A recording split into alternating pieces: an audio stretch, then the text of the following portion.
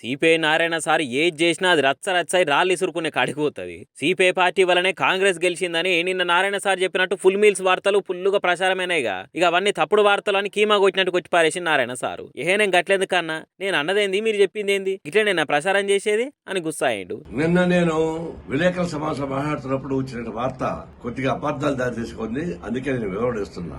Congress party కేవలం మా వల్లనే గెలిచింది, సిపిఐ వల్ల గెలిచని చెప్పేసినటువంటి పద్ధతుల్లో కొన్ని హెడ్లైన్స్ వచ్చాయి. అది కరెక్ట్ కాదు. నేను చెప్పింది ఏంటంటే కాంగ్రెస్ పార్టీ తెలంగాణలో ఉమ్మడిగా అందరినీ కలుపుకొని చేయడం వల్ల రాజకీయ ఫలితాలు వచ్చాయి. ఇలాంటి ప్రయత్నం ఆ ఛత్తీస్గఢ్ లోను, రాజస్థాన్ లోను, తర్వాత మధ్యప్రదేశ్ చేసి ఉంటే ఫలితాలు మెరుగ్గా ఉండేవి అని చెప్పాను.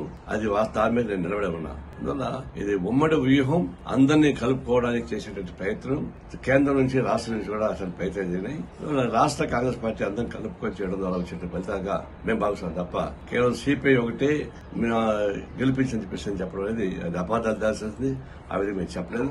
దానికి గమనించుకొని కోరుతా ఉన్నాను. సిపిఐ వల్లనే కాంగ్రెస్ పార్టీ గెలిచిందని గానీ, కడిమ రాష్ట్రాలలో మాతో పొత్తు పెట్టుకోకపోవడం వల్లనే కాంగ్రెస్ ఓడిపోయిందని గానీ నేను అనలేదు. తెలంగాణలో సిపిఐ పొత్తు కాంగ్రెస్ కు బాగా కలిసి వచ్చిందని చెప్పిన. అట్లనే చాలా జాగాలలో ఓడిపోయే సీట్లను కూడా మేము కాపాడినాము అని బాగా చెప్తాను. తెలంగాణలో చేసినట్టే ఛత్తీస్గఢ్, రాజస్థాన్, మధ్యప్రదేశ్ లో కాంగ్రెస్ పార్టీ మాతో పొత్తు పెట్టుకుని ఉంటే కొంచెం ఫాయిదా ఉండేదని మాత్రమే చెప్పిన.